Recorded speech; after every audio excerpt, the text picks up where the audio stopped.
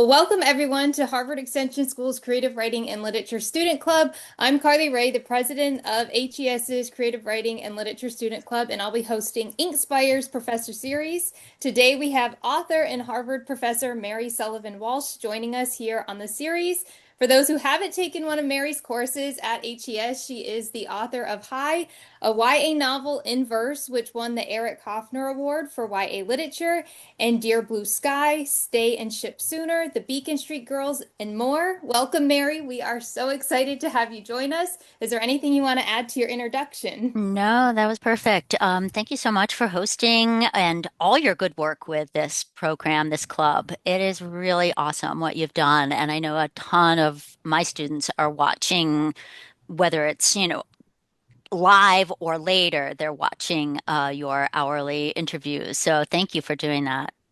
You're welcome. Now, at Harvard, Mary, you teach middle grade and young adult, and this summer I saw you're teaching Introduction to Fiction. Can you share more about your courses? Sure, yeah. So I've been teaching advanced novel, writing the advanced novel, middle grade and young adult for a long time at the extension school, and I can tell you more about that. And then in the summer, I teach at Harvard Summer School with teenagers. So I work with the young population, intro to fiction, which is also really exciting, but very different. And that's in person on campus.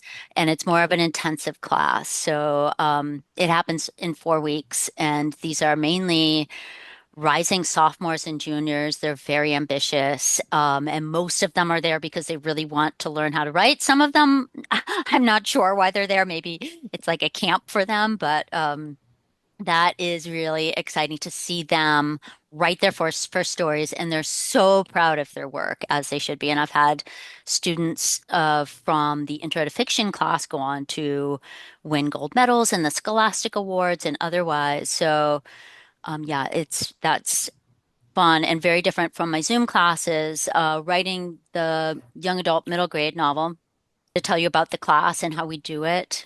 Like Yeah, if you want to give just like the an sort of overview. structure of the class Yeah. is I always start with a writing exercise and for the first 10 minutes. And it will be sort of something that we're working on craft wise and reading wise. So I try to align the craft element to the writing exercise, the craft lesson, and then whatever novel we're reading, because we're always reading during this class too. So um, writing exercise and craft or business, breakout rooms, and we always are discussing a novel and middle grade young adult novel. And I try to have, a variation of genres and authors. So my goal is to have students in my class go away from the class, their takeaway being reading like a writer, reading deeply, taking what they've learned from the text and translating it into their own work. I also really feel strongly that they should push themselves to write as much as they can in this class. So my goal is for each student to leave with 30 or 40 pages, but we were talking about how many students have actually left with, a full novel or 100 pages. So the second half of the class is a workshop. It's very hands-on, and I have two rounds. So the first round is, the opening, generally the opening. Writers can start in the middle if they've already worked on something and then just give us a short synopsis. And we workshop that as a class. And the writer doesn't say anything until the very end, mainly just to hear what everybody's takeaway is, what their feedback is, what is working, what they think the author could do better in the second draft. And I often find if I don't do that, that the writer tends to jump in and explain, this is what I was intending to do. This is what is going to happen. And that's not as helpful in the long run as to know exactly what your readers got from your pages. So in the first round, the writer gets a chance to ask questions and raise concerns at the very end, but but they can't say anything at the beginning, and everybody participates in that. And it's a really good way to get a good sense of other writers and how they read and what their writing style is, and then what kind of genre they're writing in order to hopefully, start some writing community in the class because that's another one of my goals.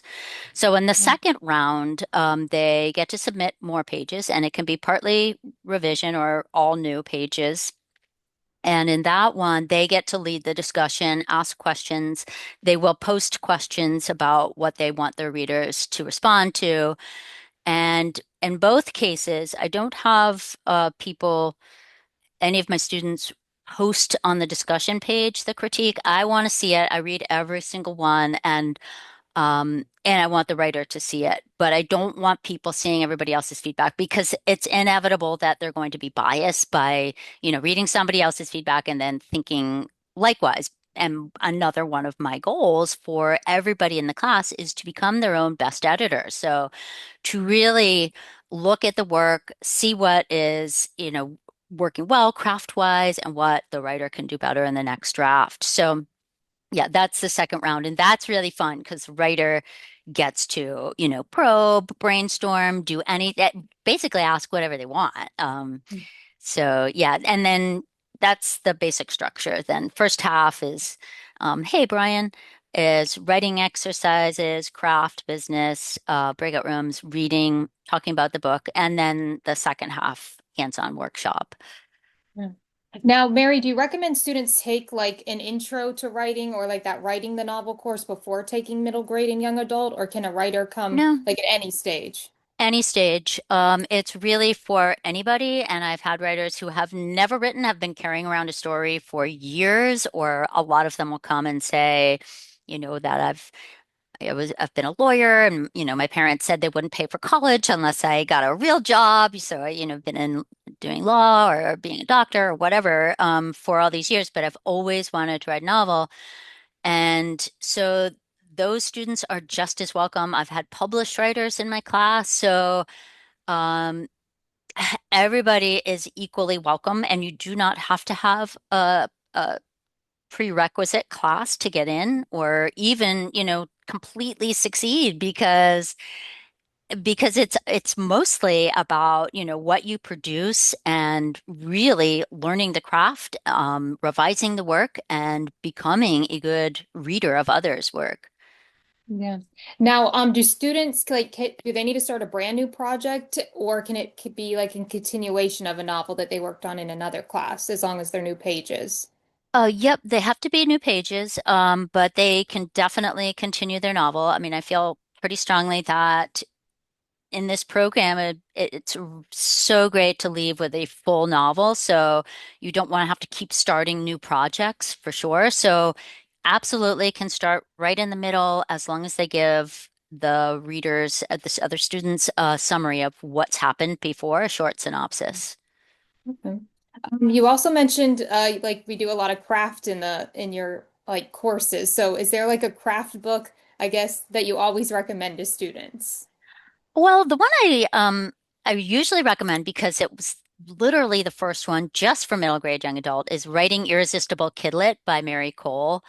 And it is fantastic because that's been her audience, from the beginning, from the Hunger Games, Harry Potter, when the whole market just kind of burst out of the seams. And all of a sudden, there were agents for younger middle grade and older middle grade and series and chapter books, and then for young adult and new adult. So it kind of it was unprecedented with Twilight, The Hunger Games, and Harry Potter. The market just exploded. So Mary Cole really has her finger on the pulse of all of the middle grade young adult fiction and what's happening. She's an agent, editor, publisher, so she's done a ton with that. And so I do recommend that book because it talks specifically about writing for that audience. But then for craft, for general, knowledge of craft, Janet Burroway's book on writing fiction is fantastic. So I do refer to that one also. And then another one that a student told me about, The Magic Words, is also um, really helpful. So I use a combination. Okay. Now we do read in the YA middle grade course The Hunger Games and the Hate You Give and other novels that kind of ground us into the genres. Can you share more, like how does reading those novels do you think help students approach their own writing or revisions? Well, so I try to use each novel to really emphasize one of the craft elements. So for The Hate You Give character, and I choose the books that I also love, and and want to read again and again and talk about in a deeper way. So with The Hate You Give, Angie Thomas, does an incredible job with character, and it's not just her main character Star, and she is brilliant at putting us right in Star's shoes, making us see the world through Star, using interiority, which is so important for middle grade young adult because we are always thinking about, overthinking, and it's not just plot, it's, character that is really the portal to the story. So with Star, we just know her, we're rooting for her, we're right there with her. We see the world as she does, and we watch her change in a very visceral way. And that book, was on the bestseller list for years, so many years, and it was so important to such a wide range of audience that it was incredible. And that is because her character is so relatable. But it's not just a Star, but it's the minor characters as well, that each one's so distinct. The dialogue's incredible, and it's funny and it's real, and so kids really relate to it. So, for The Hate You Give, we really talk a lot about character, which is how I start the class. The Hunger Games, is a masterpiece in plot, as most people know. I mean, like Kennedy, for example, I remember she told me she read it 27 times and then her mother had to hide it from her. So, like, what makes that book so good that you can't stop turning the pages? And so for me, it is setting up the character and, and the tensions right away, but it's Katniss and her internal stakes and also the external stakes in there. But just a masterpiece and, the inciting incident, the save the cat, and then this climax that is, progressively escalating with moments of, breath, like when um, the broth comes down in a parachute or the ointment, and we get these moments of emotional connection or reprieve. And then the stakes all get much higher and it's super intense. So the plot is just masterful. So we look at that carefully, and we go through it and look at other plot graphs that might work. And I never insist that anybody has to use a plot, by the way. I think it really depends on the writer, when and how you use a plot and which one. Yeah. Well, as you mentioned in your classes, you really focus on writing. So do you recommend students get the story down, or do you find that like the craft elements that you're studying, like say in the Hunger Games or the Hate You Give, kind of comes into those pages that they turn in? I think both. I think that they do go deeper with character. They do think about interiority. They do work on dialogue. They use a plot structure. So, of course, every story has plot, but to use a structure to outline and really project, and look at the scenes. Are they escalating? Is this the best start? So, I do push them to not go back and keep revising, but to move forward and try to get a whole draft done.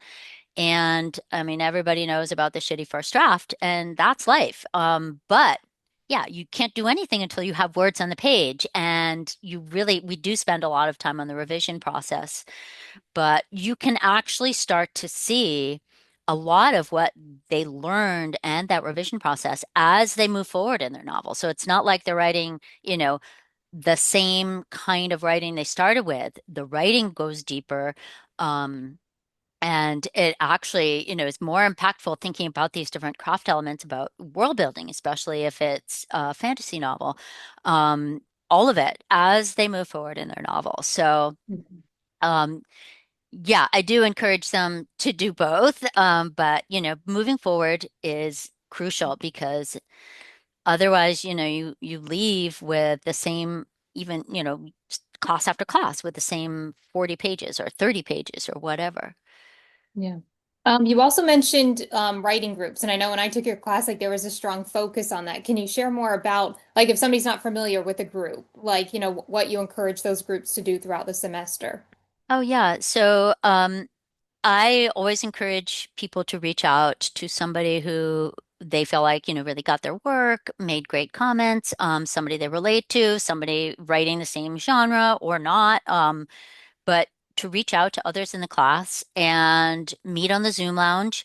I mean, it's not just to get feedback, it's also to be accountable, to hold yourself accountable for writing. And that sometimes might take setting this deadline or, meeting in the Zoom lounge for an hour or, having a writing partner for.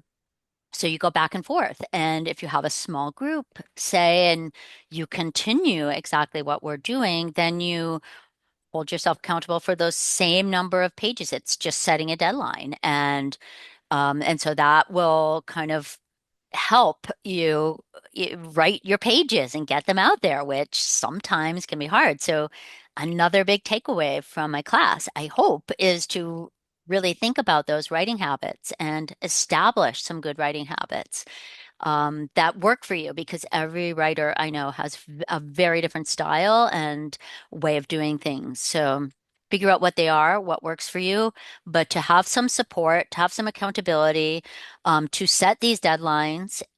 Is crucial for especially for new writers. I mean, then you can get in a routine and it can be more organic to your schedule. But in the beginning, it's really hard, and that a lot of writers will say they basically have no work habits, that. And so it's finding them and figuring out how you can do it around your schedule in a real way that works for you. Yeah. Now, how would you describe your feedback, Mary, that you read the pages, do you do inline comments or do you do like just one editorial letter? Do you just answer the questions the writer has? For me, I read really closely, so I write and I use tracking on Word for everything I do because that is basically what they do with what agents do, what every editor I know uses tracking on Word. So I use that and I make a lot of line comments and I especially, well, I make comments on the elements of the craft, but also on grammar and punctuation because there is no editor who will take you seriously if you can't write a proper sentence. And some of my students have actually said, I've never had feedback on my grammar before. And so it is crucial to learn how to write a good sentence, a grammatically correct, good sentence. So I also then write notes. I summarize all my notes, which are usually I don't know, 2 pages, sometimes three. And I talk about, I think about the plot arc and the character arc and the setting and give them always positive feedback. And then, and consider doing this in your next draft. And I never uh tell any writer to write a certain way or, to change anything that they don't want to, except for the punctuation and grammar, which is crucial. Yeah. Now, for the final portfolio that students turn in, do you specifically look at whether they've incorporated like notes or feedback into their work or, yeah, like different elements? Yes. So I read, the first, so we have 2 rounds and I use tracking by word and write up pretty detailed notes. And then in the final portfolio, I generally am reading for pleasure, so I don't do line editing there. It's also impossible with so many pages, but I will give them, a final letter and I will note, what they've done that works really well because with 3 revisions, you can really see some incredible progress and incredible writing, and you can see these sentences kind of snap into shape. So, and we do spend the last part of class on revision, so taking out anything flabby, cutting to the bone, as Stephen King says. So yeah, we do that, and I do notice it in the final portfolio, write a final letter. Now, what is it you hope students keep in mind after they finish your course? Like, I guess like something you hope they always take away with them. Yeah, I hope they will continue reading and reading deeply as a writer. I think is essential for any serious writer. So reading like a writer and to keep those work habits, to have some community because that can really help you when you need a little bit of support or accountability or people's schedules get crazy. And then to really become their own best editor, I think is key too, which is why I have them critique all the other students' works because they will learn a lot through our discussion and by editing closely how to edit their own work. And they do become much better editors. So yeah, those are the main takeaways.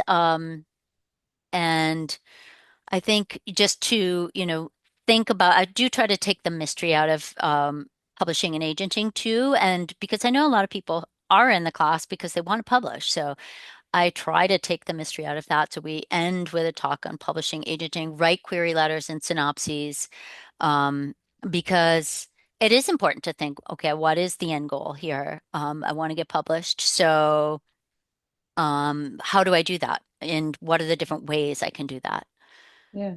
Now, do you plan to add any more courses to your list, like teaching new adult or romanticy or something Oh like that? yeah, no, I don't right now. I did have a couple classes that I wanted to teach, but they just didn't work for this program, which of like one was I wanted to teach one that was memoir, poetry, and fiction for people, mainly because I feel like drawing from your own experience and going really deep is important to any writer.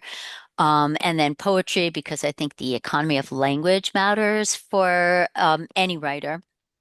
And then fiction, of course, because that's what I write and love. I love all of them, but I wanted to teach that, but it didn't work for graduate students as much. So, and I also had thought of teaching a novel in verse class, but I can't be too specific, which is the problem. And then I thought, oh, it'd be really fun to teach a banned books class, but none of those actually panned out. So I'm pretty happy with the class I'm teaching, and I will have 6 thesis students right now, which is a lot. So that I actually love doing because I can see the whole novel come into Yeah. shape, and that is so satisfying. Yeah, and that was another question is like you're also a thesis director. So can you share more about that for those maybe that aren't as close to the thesis? Like I know a lot of students kind of get thesis versus capstone, like, Right. so you are the director, so a student works just with you for those Right. 9 months. Yeah. So it's a 9 month long thesis program and or thesis class, and they work with me. We set a schedule at the very beginning, and I usually set it up so a lot of them, will have maybe 40 pages. And I just finished with 2 of my students who had, came in with maybe 30 or 40 pages, something like that, of their novel. And then, so we set up a schedule. So the first third, we start with that. Second third, last third of the novel. And we do that over the 7 months or something, because that is the highest, the longest, that takes the longest amount of time. But they have then a full draft. And most of their work is done independently. Although I have shared, some of my thesis students' information so they could meet separately if they wanted.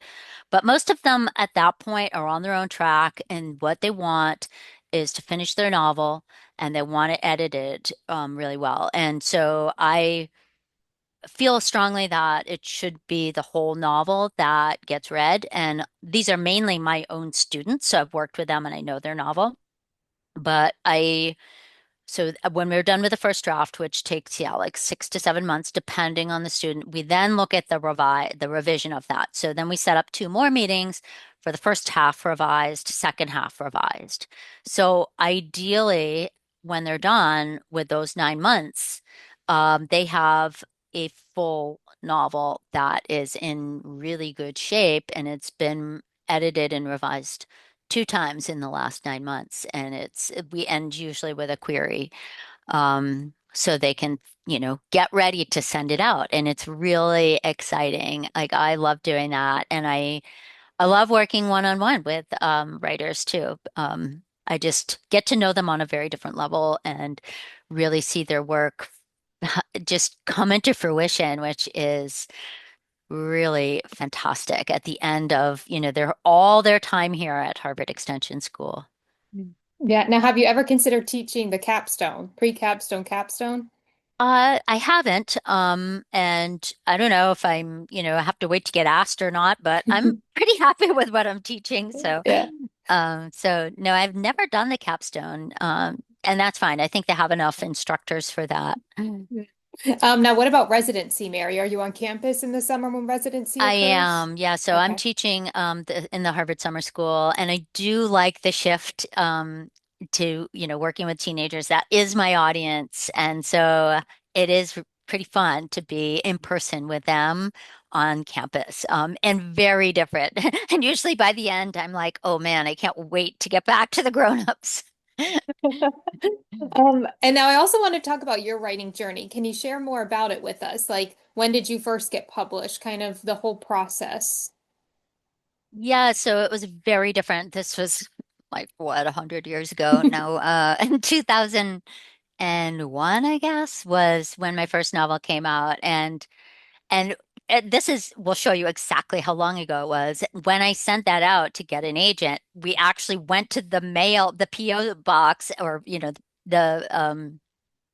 post office, and we mailed out pages that were printed with a query letter on top. That's how I got my first agent. It was so different, and agenting was different. It wasn't all so impersonal as it is now. My first agent took me out to dinner, and it was like to get to know me first. And I thought, wow, this is pretty nice. But that doesn't happen anymore. So, yeah, and the first two novels I published were not written exclusively for middle grade young adult. They were written, in general, because there wasn't that distinctive character audience at the time for character. Stay and then Ship Sooner. Stay got published with a smaller press in Cambridge, Zoland Books, and Ship Sooner with William Morrow. And then after that, then I moved into young adult. It started with Time's Up, this Beacon Street Girls series, which was really fun. So I did this as a ghostwriter. And, and I have four kids. And this one, just to give you a sense of like ghostwriting in general, they gave me 3 months. They gave me a very detailed synopsis, but they gave me 3 months to write the whole book. And and the date that it started was 2 days after I had just given birth to my third child. And like we had no babysitter except for my mom. So I was, getting up early and writing. And it was a lot of pressure because they said, and if you don't meet your deadline, then you don't get paid. So yeah, that was interesting, but it really did help shift me into middle grade young adult. So then my first official middle grade book of my own is Dear Blue Sky, Nancy Paulson books. And I learned a lot about writing for this audience through her. She's a fantastic editor, and she really helped me kind of look at plot. She took a lot of scenes with grown-ups out, just said, they don't care about grown-ups, take them out. And, it said, and we have to advance plot quickly. So, or, add faster pace for middle grade young adults.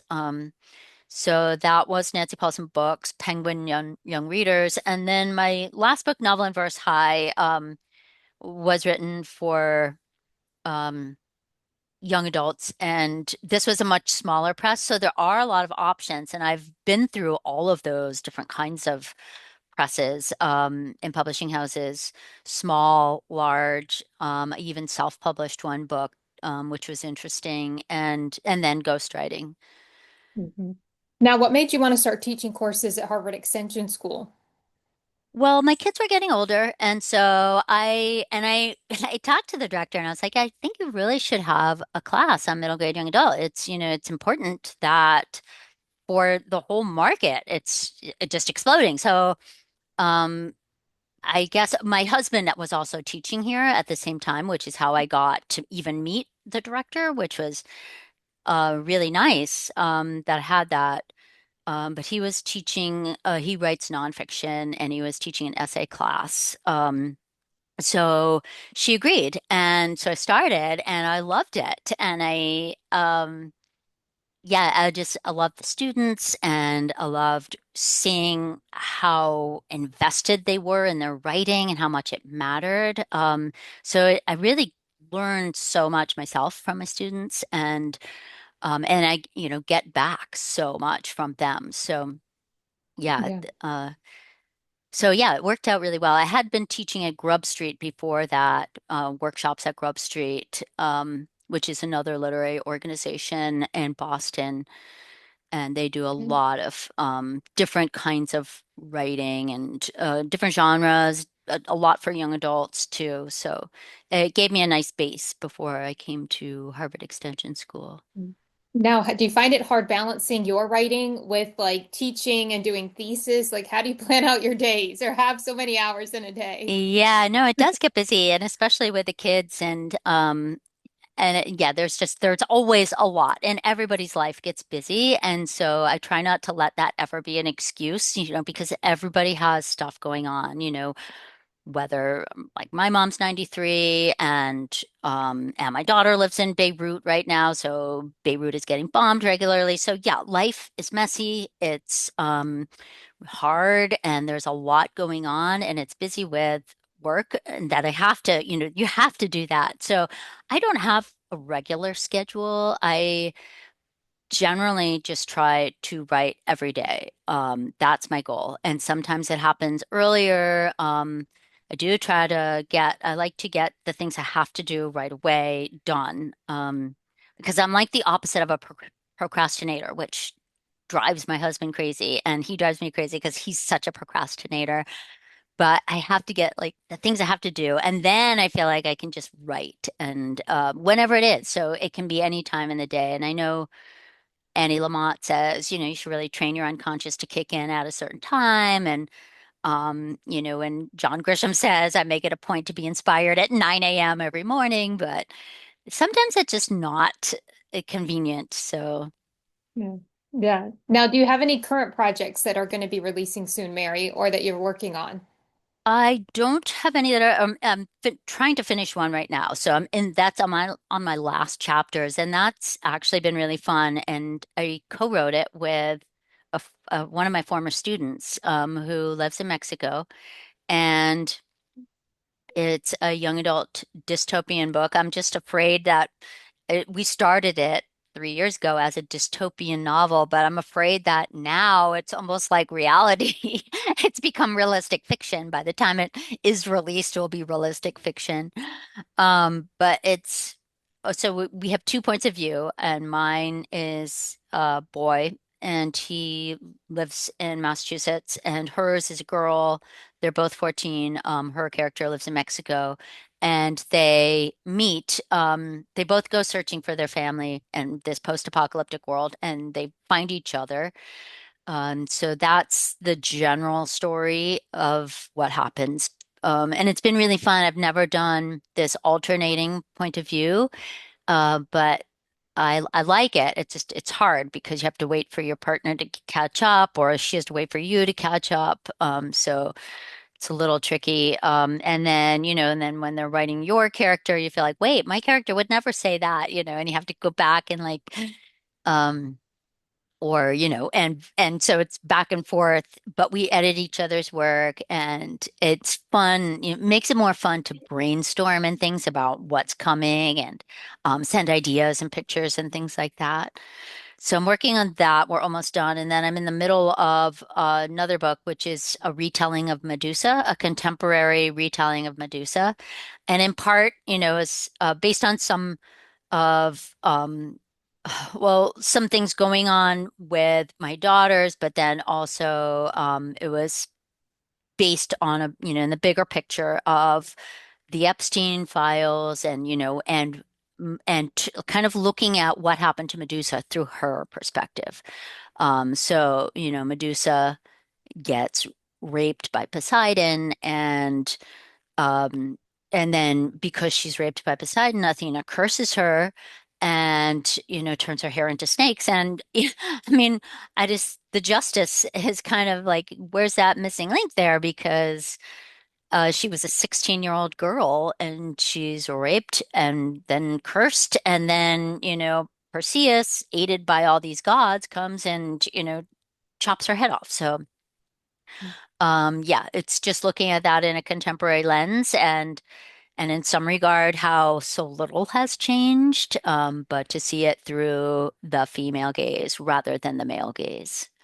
Yeah. Now, do you outline your like different, so you keep it all, I guess, on track, Mary? Do you have like outlines for the one you're writing with your former student in this one? Yeah, we kind of had to with writing two different points of view, and that was really fun.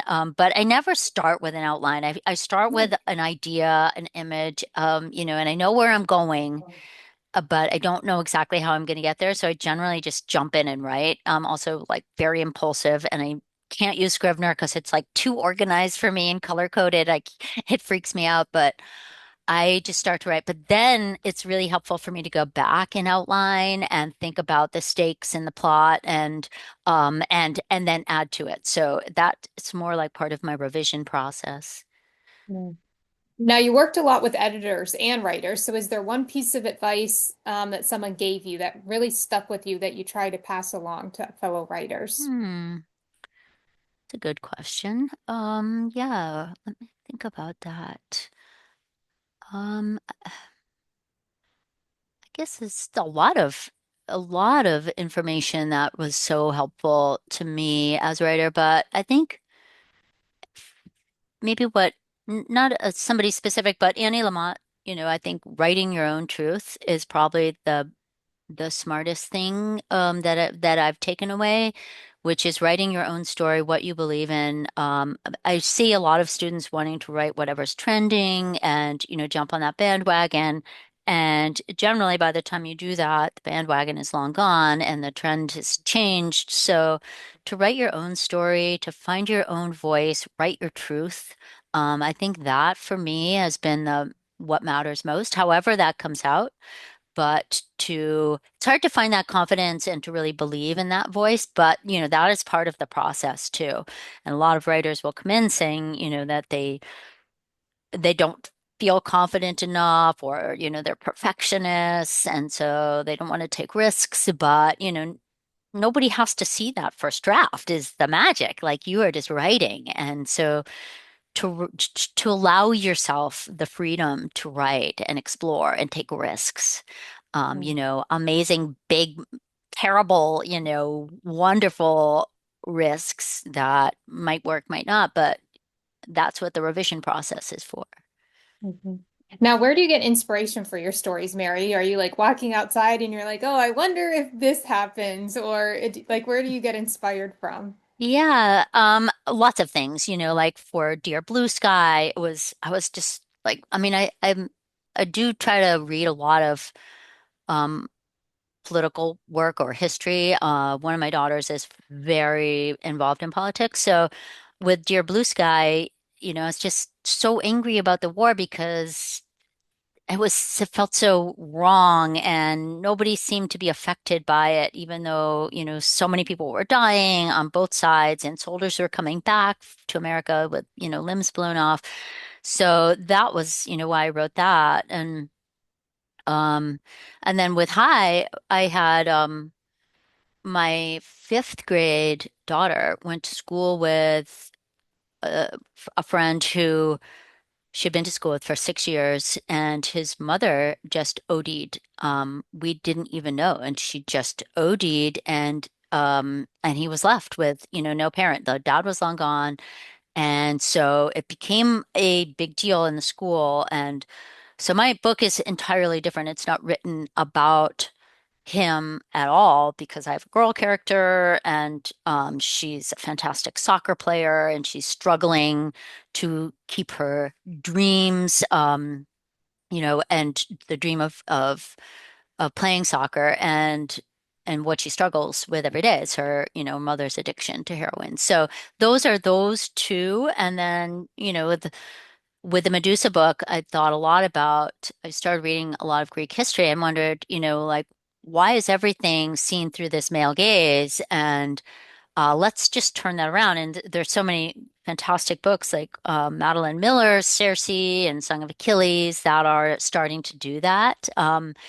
that I wanted to try it myself. So it was a combination of, reading and feeling inspired by those books. But I usually get a seed and then it kind of takes over and it can get very obsessive and then I have to write it out. Well, there you have it. Mary, is there anything else you want to add? Where can, I guess, students, are you on Yeah, social media or sure. website or? Yes, I have a website. It's Yeah. marysullivan.net, is my website. I can put it in the chat too. And then my Instagram is at by Mary Sullivan. And Twitter, don't go to Twitter. I have like not enough followers there. Twitter's hard. Or Uh, X, whatever. well, thank you so much for joining Inkspires Professor Series with Mary Sullivan Walsh, and thank you everyone for watching. I hope you all have a great day. Thank you all for coming. I really appreciate it. Thanks for being here on a beautiful Saturday morning. So nice to see you all. Some new faces and some old faces. So take care.